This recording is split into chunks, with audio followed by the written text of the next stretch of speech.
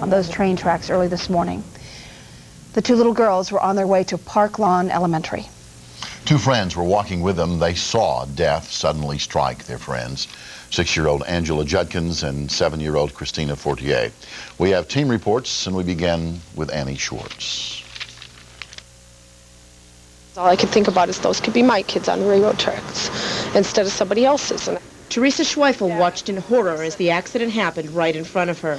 7-year-old Christina Fortier and her 6-year-old friend Angela Judkins were struck by a train and killed as they crossed these railroad tracks on their way to school. Neighbors poured out of their homes to comfort the mother of one of the girls. It's not an uncommon sight, kids having to cross the train tracks on their way to school in Oconomowoc. These girls did it every day. 4 little girls were walking to school this morning. Now, they waited for the train to finish passing from this direction. 2 of them went across and didn't see the train that came from the other direction. Being a nurse, not being able to help these young girls, it was awful. Jennifer Kane was one of the first to arrive on the scene. I've never seen a tragedy like this where they were actually children and so young. And I felt so hopeless, and helpless trying to do what I could do. And I've seen it. The girls' books and papers laying all over the place. And Gene Sickler takes his kids across the same tracks to the same school every day. He saw the accident from his kitchen window and thought about the parents of those little girls. they send them off to school just like it's another day. They're not coming home. But it's not just the 2 families. This accident has broken the heart of an entire community. Mike Anderson continues our team reports. Tough for parents, I'm Mike Anderson. Today's tragedy is devastatingly tough for parents and their children. Very sad. I was about to cry then and there. This little girl was a classmate of one of the victims. School did not close today. Officials felt it best to keep them in, try to occupy their minds with other things if possible, and have them talk with counselors.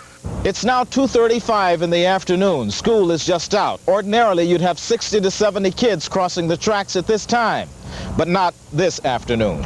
Parents either escorted or drove their kids home. In their minds, it could have been their children.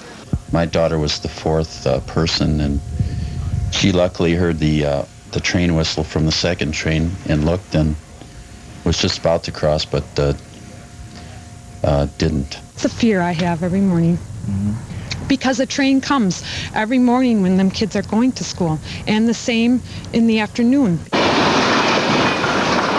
And the trains keep on coming through Oconomowoc as though nothing happened. But 2 kids died here today, and walking to and from school may never be the same again.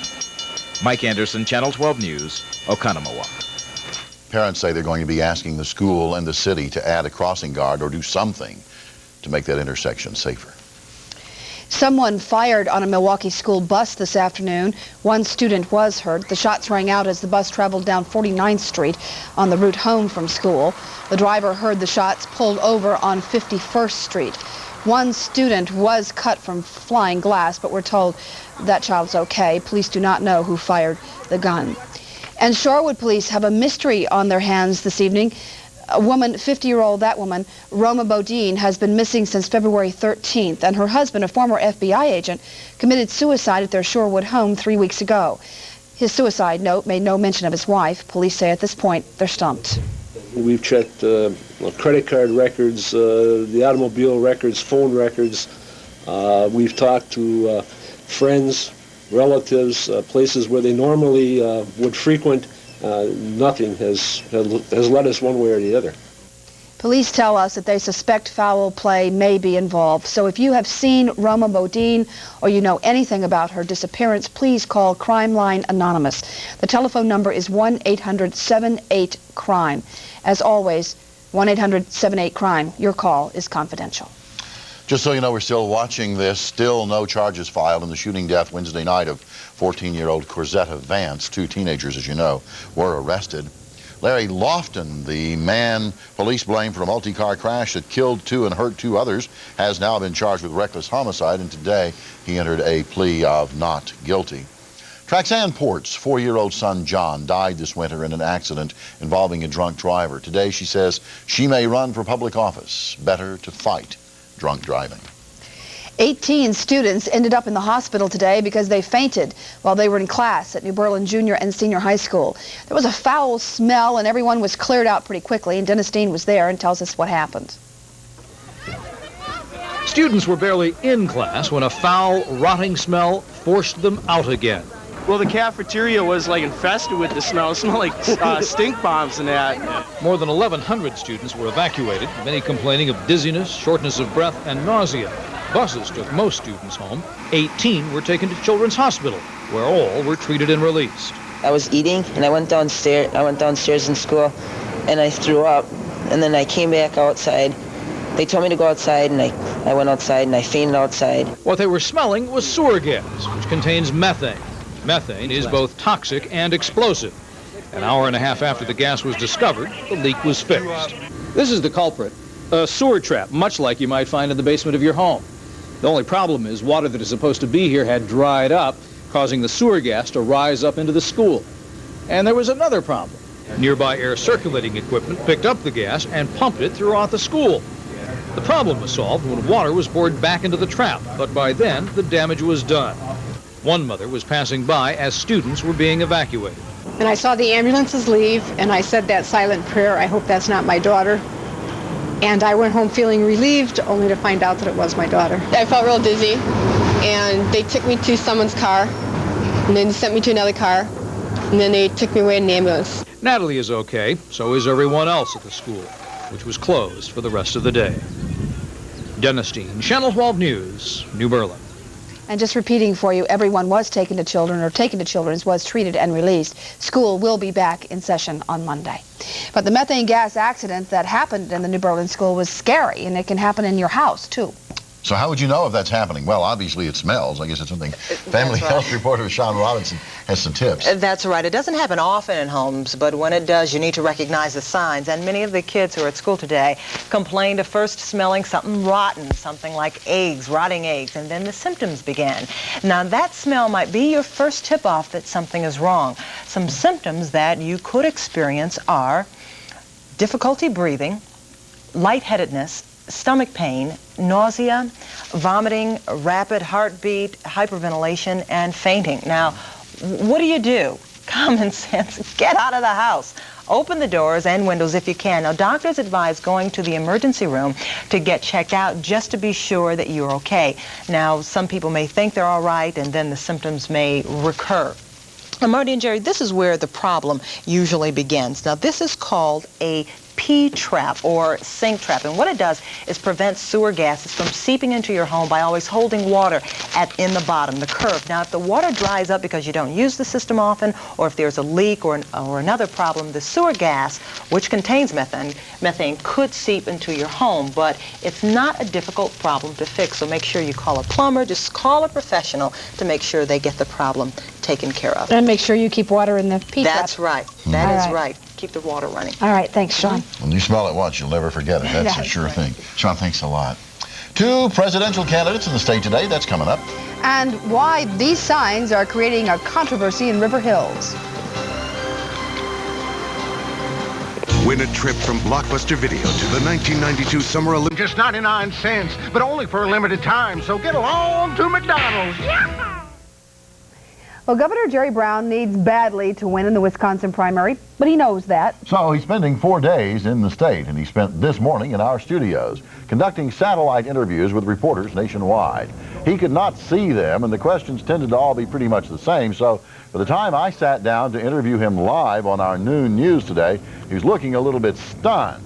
But when I asked what he's trying to do, the energy came back quickly. Galvanizing of a moral force to challenge the Bastille, the citadel of failure and corruption and status quo, as you so eloquently described it. Me, I can't do it by myself. But if enough people call 426-1112, and we have not hundreds of thousands, but millions, we'll change this country. It's that simple. Having said that, he was off to UW-Milwaukee for a speech to students, and Jerry Grayson picks up the trail from there. It's a campaign trail where this is the major signpost, We the People.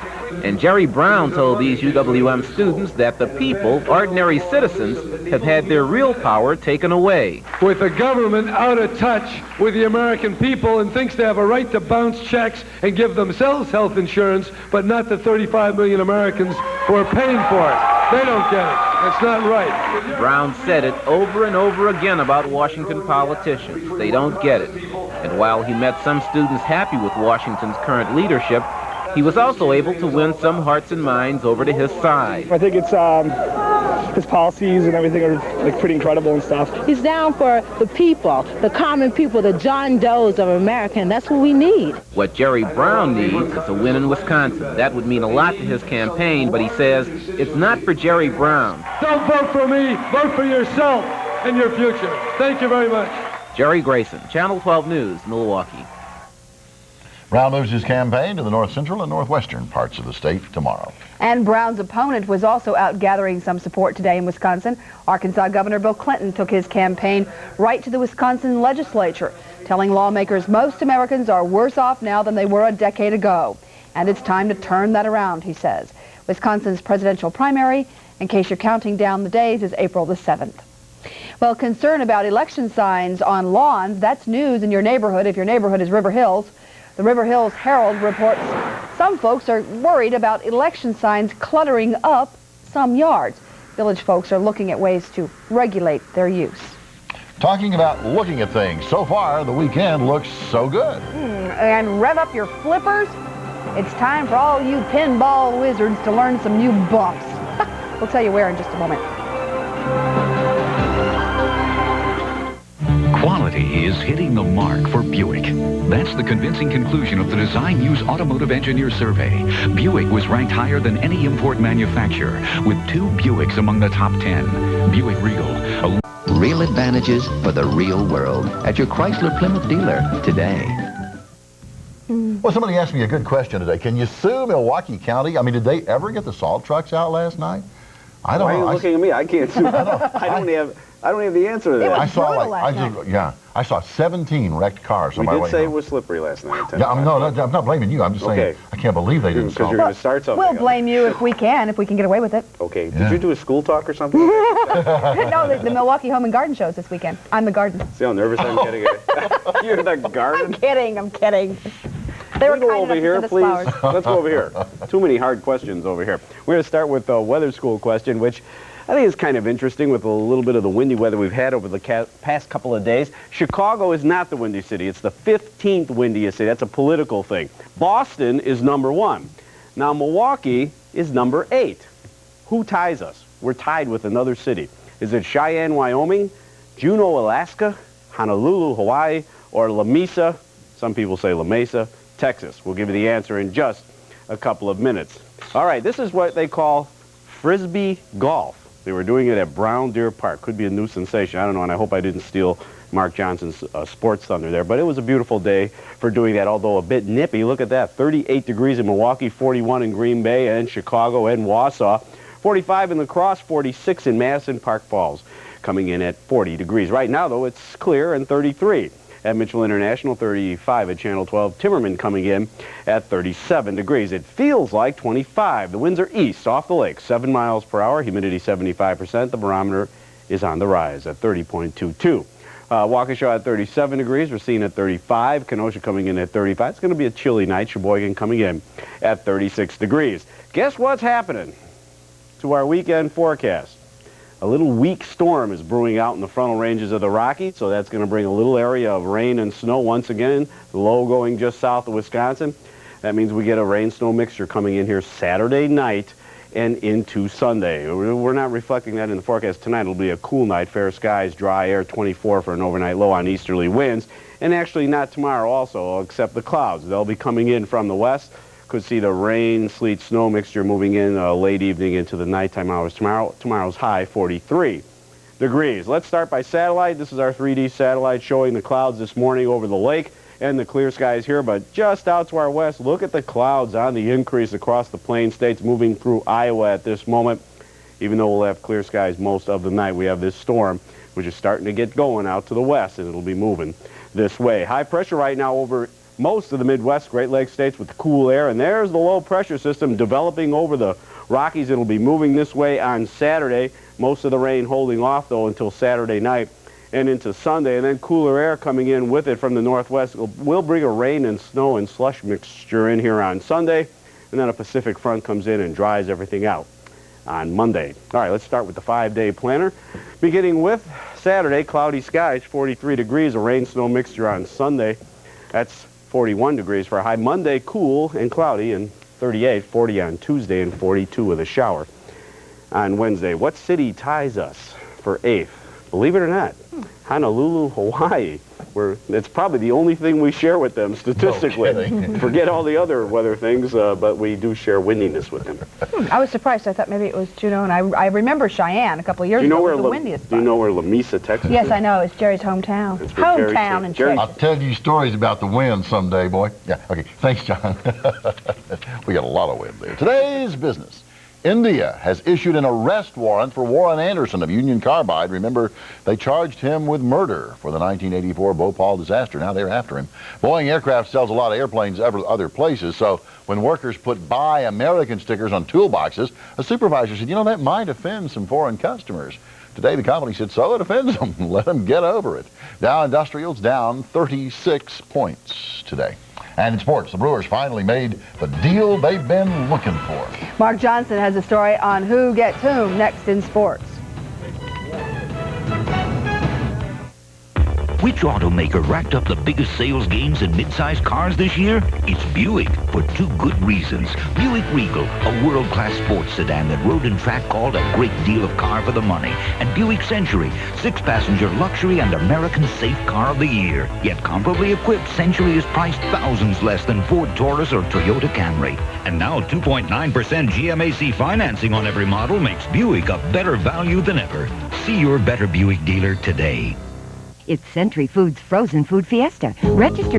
Acura even gives you something you didn't expect. A lease program that won't take you prisoner. Available for a limited time only at your Acura dealers. All was quiet until kaboom. I have a great comment from new manager Phil Garner, who said the first time he ever saw Gary Sheffield smile was today when Phil told him he was leaving. Yeah. Finally. That's been strange. Oh, he is not a happy camper. Rumors became reality today as the calm of the Brewers' spring training camp was shattered with the trading of disgruntled infielder Gary Sheffield. Sheff heads to the San Diego Padres in a 5-player swap. Here's the basics of the trade now. The Brewers received 3 players from the Pods. Ricky Bonas, right-handed starting pitcher, and a couple of nice minor league prospects, including shortstop Jose Valentin and outfielder Matt Mieske. In return, the Brewers shipped Sheffield and minor league pitcher Jeff Kellogg to San Diego. The key, of course, was Sheff, a former #1 pick who never lived up to his potential here in Milwaukee. Sheffield blasted his teammates and also management in the press, and apparently finally wore out his welcome. The 23-year-old, bothered by injuries last year, hit just a .194 in 50 games. And as far as the Brewers are concerned, the 22-year-old Bonas will battle for a spot in the starting rotation. Mieske and Valentin will open up the season at AAA Denver. So how does the trade affect the Brewers' starting lineup? Well, Jimmy Gantner might move from second to third. That would open up a starting spot for Scott Fletcher at second. Another scenario has the team kicking around B.J. Surhoff moving to third. There's always that option of me playing the infield if things are going well, or not so well for other people, but well for me. And the bottom line is, for me, is just to stay in the game. Either way, where I play, it doesn't matter. That's the news off the field. On the field today, Billy Wegman running up his practice season record to 4-0, beating the Giants today. Bucks are in Seattle for the first time since the trade last year that sent ex-Sonic Dale Ellis to Milwaukee for Ricky Pierce. The Bucks 0 for 18 in their last 18 road games. Tip-off at 9. Badger hockey team moved one step closer to their 6th national title last night, a 4-2 victory over New Hampshire in the first round of the NCAA tournament. Dan Plunt's second-period goal gave the Badgers the lead for good. Now it's on to the second round against St. Lawrence. Everybody in that locker room has now been through one NCAA tournament 5 years in a row. We got a lot of experience, and I think I'm telling the guys to act like we've been here before, and I thought we did tonight, and I hope we continue to do that through the tournament. That's a great story. Now the World League into week number 2 already, and I know what you're saying. Mark, what happened to week number 1? it went by so quickly. Well, that's why I'm here. You remember former Packer quarterback Anthony Dilweg, now a member of the Montreal Machine, on loan from the LA Raiders. Well, after completing 13 of the 22 passes that he attempted last week, including a touchdown in a heartbreaking 1-point loss to San Antonio, Dilweg is the league's #2 quarterback. And he says going into this weekend's game against Orlando, he kind of likes this league. Well, as a quarterback, I think it's a great opportunity because they have some rules that will probably enhance the passing game, and hopefully that it will give the quarterback an opportunity to call some plays out there in some crucial situations. And we got a great staff here, and I'm looking forward to it. It's going to be a great challenge. He, of course, hoping to move into the Raiders system after the World League season is over.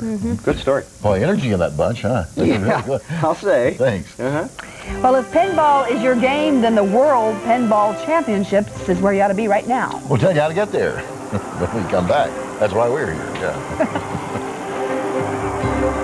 The Toyota factory has announced a price increase on all 92 Toyotas. So this probably means you'll now pay more for a new car at Safro Toyota. Not. Now at Safro, you can beat the price increase on 506 new Toyotas. Safro Toyota planned ahead to make sure they had the car you want before you had to pay more. An unbelievable selection. Safro has something for everyone for less. So come to Jack Safro Toyota where the words price increase don't exist. We'll do whatever it takes to save you money at Jack Safro Toyota. Harry, do you have to watch that game tonight? You eating chips in our new bed? Right now, if you shop Steinhoffel's Spring Home Sale, you can get new furniture with no interest and no payments until July. Harry, I have a new nightgown for tonight. Steinhoffel's Spring Home Sale. Eat now, sleep now, pay later. You'd better not be sleeping, Harry. A judge says this father can raise the kids, but his violent past terrifies their mother. Watch Inside Edition. Inside Edition next, here on Channel 12. The average American mother has 2.3 kids, 1 pet. Famous footwear now. Okay, all you pinball wizards, get those thumbs ready. What was that? Let's get them limbered up. Oh, serious competition, I guess, going on. It's the 2nd annual World Pinball Championships. It's right at the Ramada Inn Convention Center. That's near Mitchell International Airport. Don't be afraid.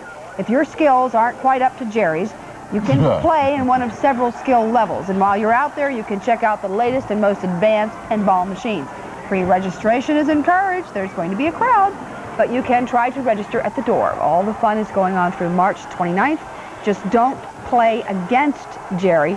That's just my personal suggestion. If he's using his thumbs, wouldn't he be like... Yeah, that's how much I know about it. I just read what it said. Use your thumbs. I don't know, okay. For stability on top. Yes, okay. Yeah, well, we're going to be okay through about Saturday night, and that's when rain or snow comes in. So nice evening tonight. Go out to the pinball thing. Okay. Gary Sheffield is smiling. Gary Sheffield, a happy camper. He's in San Diego. Thanks for being here. We'll see you later.